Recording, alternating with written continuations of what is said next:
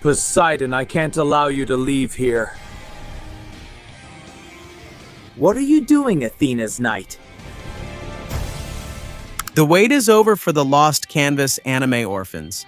Just as the underworld was quiet, fate stirred again. The third season of the Lost Canvas takes another step forward. Episode 2, produced in animation by the Latin American channel Saint Forever, makes it clear that this war is far from over. Destiny is relentless, like the constellations that rule the skies, and that's why it starts to move again. In the second episode of the third season of Saint Seiya, The Lost Canvas, masterfully produced by the channel Saint Forever, we are thrown back into the whirlwind of the 18th century Holy War. This episode, significantly longer than the previous one, not only expands the screen time, but also delves deeper into the wounds and hopes of the Gold Saints in the Sanctuary. Hello, Amazonian Saints. As you already know, I'm Wes, and today we're going to analyze the new episode of the third season of The Lost Canvas. The cosmos collide. Past wounds are reopened, and every scene carries the weight of sacrifices that define the true meaning of being a saint of Athena. In this episode, the animation becomes even more intense. The atmosphere gets darker, and the decisions made here will echo throughout the entire battlefield. So prepare your cosmos, put on your armor, and come with me to analyze every detail, every remarkable moment, and everything this episode reveals about the future of the Lost Canvas.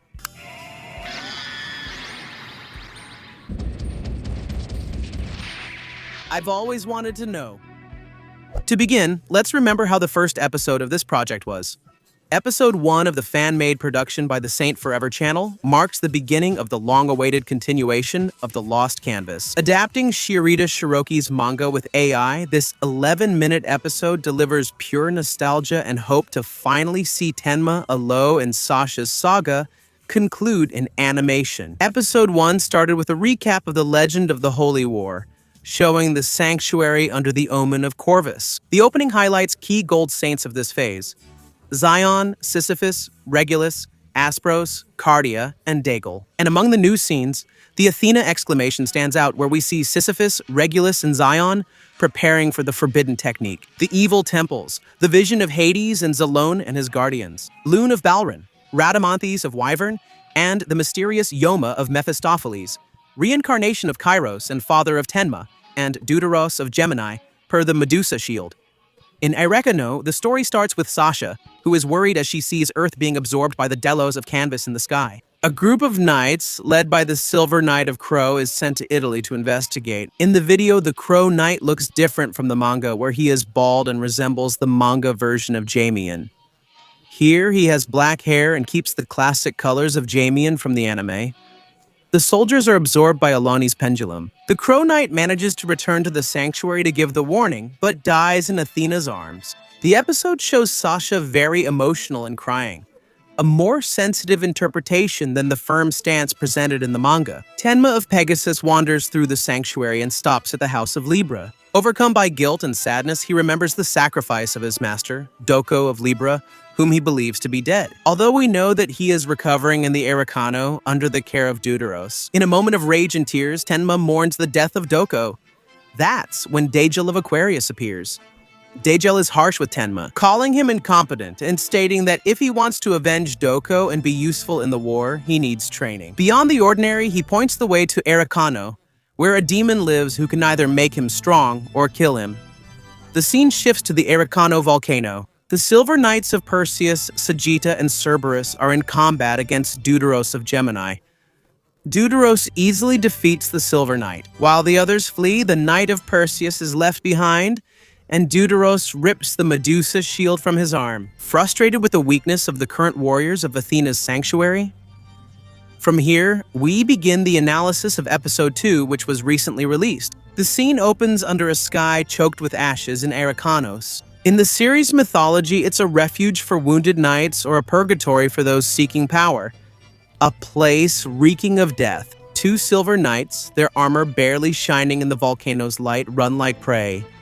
These are the knights of Sagitta and Cerberus. They're fleeing something more primal, the island's demon. For those who know the original work by Shiori Tsuchirugi, they know that this demon is not a mystical creature, but rather Depteros of Gemini. Depteros, whose name means the second, lives in isolation on the island. A man trained his strength so much he can crush stars with his hands.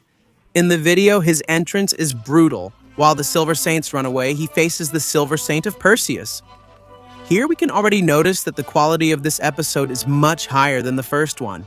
The Saint of Perseus attacks, but Depteros dodges and quickly defeats the invaders with one blow, throwing the Saint of Perseus to the ground, proving that his strength is on a level that defies the very understanding of conventional saints. Right after that, he grabs the Medusa shield and breaks it in half with his teeth.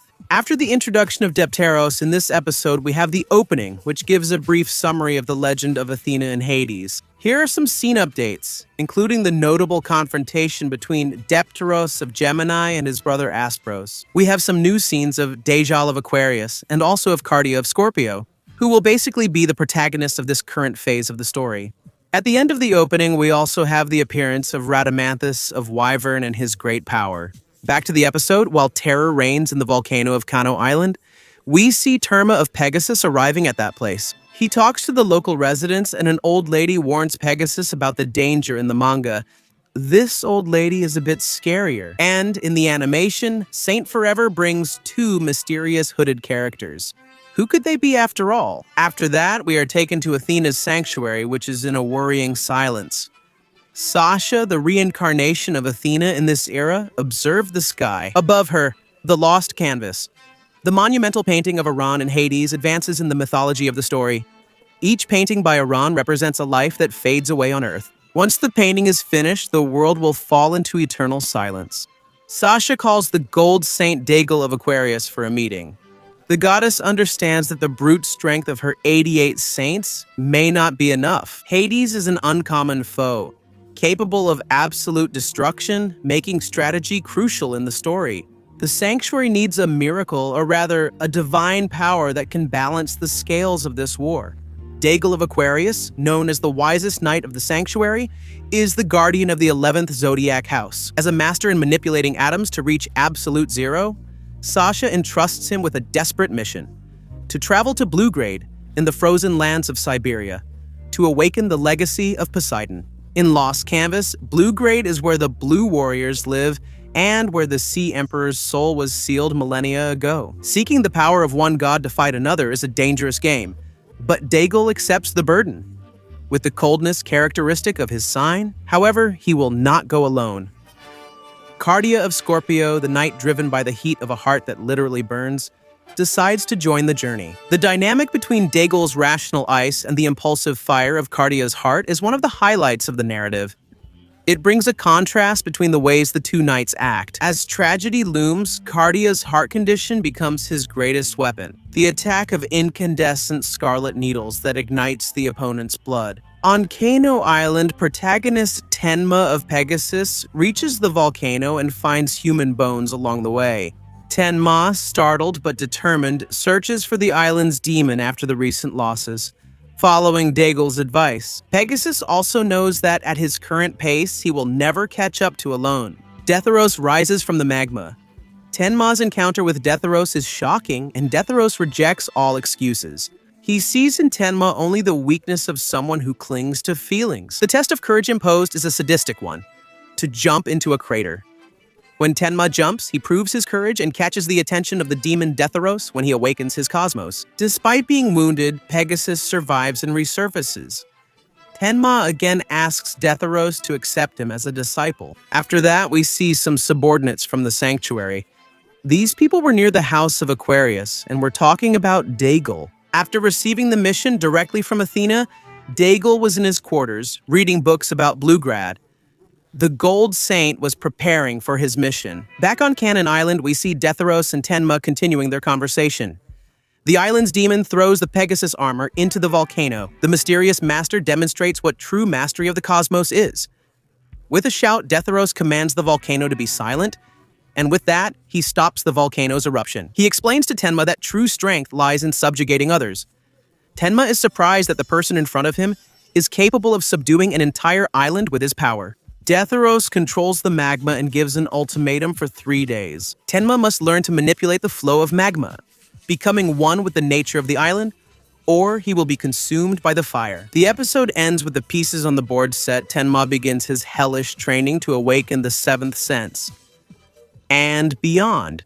Dejal and Cardia will head north, where Poseidon's fate awaits them, and Sasha continues her vigil under the shadow of the lost canvas. The ending animation was also updated, bringing more scenes of Tenma, Sasha, and Elune together, as well as other scenes with Sisypho of Sagittarius. This fan-made production is a testament to the passion of the Saint Seiya community. With Spanish dubbing that respects the dramatic tones of the work, as well as Portuguese subtitles, Chapter 2 reminds us why the cosmos still burns in our hearts. The Holy War is not just about Athena and Hades, but about the sacrifice of those who, even as humans, dare to challenge the will of the gods to protect a tomorrow they may never see. The demon of Kano Island has one of the sanctuary's saddest stories.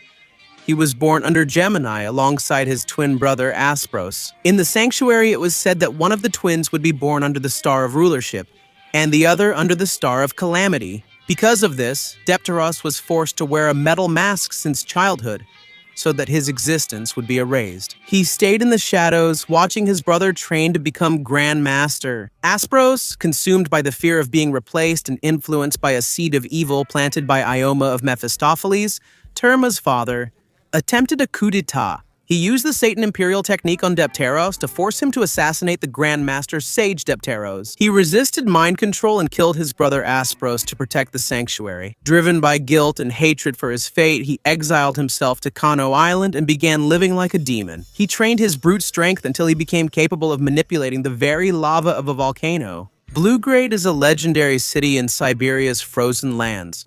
Surrounded by myths and isolation since the mythological era, the soul of Emperor Poseidon was sealed in an urn in the underwater sanctuary. But the entrance to this realm and the watch over the seal were left under the responsibility of the inhabitants of Bluegrade. They are essentially descendants of knights who renounced Athena's sanctuary to guard the seal of the god of the seas. In Lost Canvas, the central characters of this arc are Unity, the ruler of Bluegrade and childhood friend of Daigle, and his sister, Seraphina. The tragedy in Bluegrade happens when Unity, desperate to save his people from eternal cold and irrelevance, tries to use Poseidon's power, which leads to Seraphina's death. It forces Daigle to intervene in a mission that ends with an epic sacrifice when Daigle goes to Bluegrade. He's not just going to a frozen place, but to the epicenter of an ancient tragedy, where a god's power is about to overflow. Meanwhile, Tenma's training with Depteros is not just physical. It's a clash with a man who hates the sanctuary system, but who holds the key to the supreme power of the Gemini constellation. And this amazing project, guys, has the help of some artificial intelligence tools,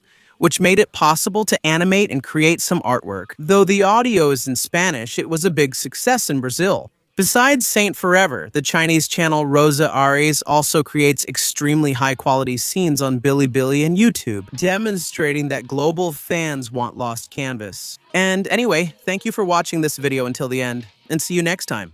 Burn your cosmos to infinity.